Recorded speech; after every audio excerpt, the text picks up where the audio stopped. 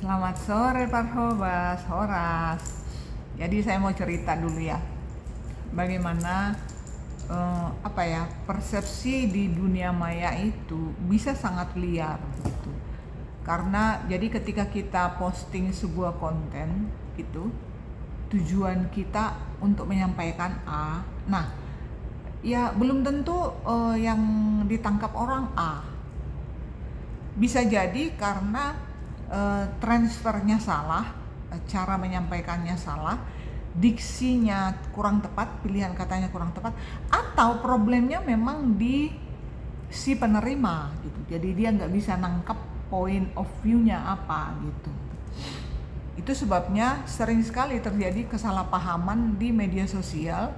Tidak selalu karena memang si pemberi informasi itu berniat buruk gitu, enggak. Yang menerima juga sangat berpotensi, bahkan seringkali kalau menurut saya seringkali justru problemnya di si penerima informasi gitu kan.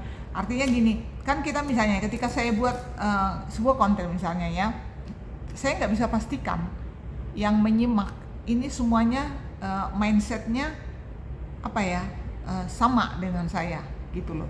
Itulah kenapa seringkali terjadi keriuhan di media sosial. Nah, hal itu sesuatu yang lazim aja sih sebetulnya kalau kita memaknainya sebagai bagian dari demokrasi ya, perbedaan pendapat gitu. Sorry. Nah, itu jadi minggu lalu kan saya bikin konten tuh. Judulnya itu Jokowi di Mata Orang Batak. Nih, saya bikin posting itu Jumat sore, terus saya nggak nyangka juga seramai itu yang komen dan view gitu. Jadi view-nya itu sampai hari Sabtu malam, Jumat malam sebelum tidur itu saya lihat tuh view-nya itu dalam beberapa jam itu udah sampai di atas 5.000 gitu. Saya happy juga gitu, senang banget kan. Tapi terus banyak juga komentar-komentar. Nah, saya nggak sempat bacain tuh gitu, hanya ada beberapa. Masih sempat saya balas kayaknya 2-3 ini gitu. Singkat cerita, itu kayaknya direspon dengan negatif gitu ya, terus di report gitu. Jadi akhirnya take down gitu.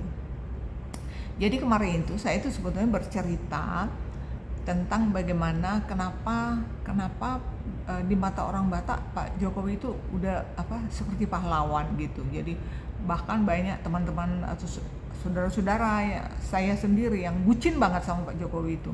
Bucin, bahkan menjurus ke fanatisme dan pengkultusan. Itu poinnya kemarin itu, yang dimana saya nggak begitu gitu loh. Itu poinnya gitu. Tapi terus kenapa ya, karena Pak Jokowi kan yang membangun Bonapasokit itu luar biasa gitu, sesuatu hal yang tidak dilakukan oleh pemerintahan sebelumnya gitu. Nah, mungkin ada bagian-bagian part yang buat teman-teman nggak setuju atau bertentangan. Sebetulnya itu juga biasa aja kan, kita juga nggak bisa maksakan semua orang sepemikiran dengan kita kan. Artinya ya udah, kalau nggak setuju, nggak kok, saya nggak begitu, ya sudah cukup gitu. Jadi nggak perlu yang terus langsung nuduh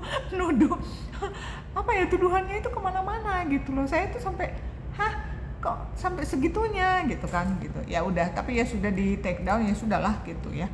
Jadi poinnya adalah tapi saya malah dapat poinnya sih gini, kalau banyak orang khususnya yang komen kemarin itu keberatan saya bilang bahwa ada yang kayaknya fanatisme sekali gitu, bucin sekali, sampai ke pengkultusan. Justru dengan banyaknya respon yang seperti itu dan sampai kayak di report, sampai itu justru mengkonfirmasi ya kan, terkonfirmasi dong dugaan saya gitu kan.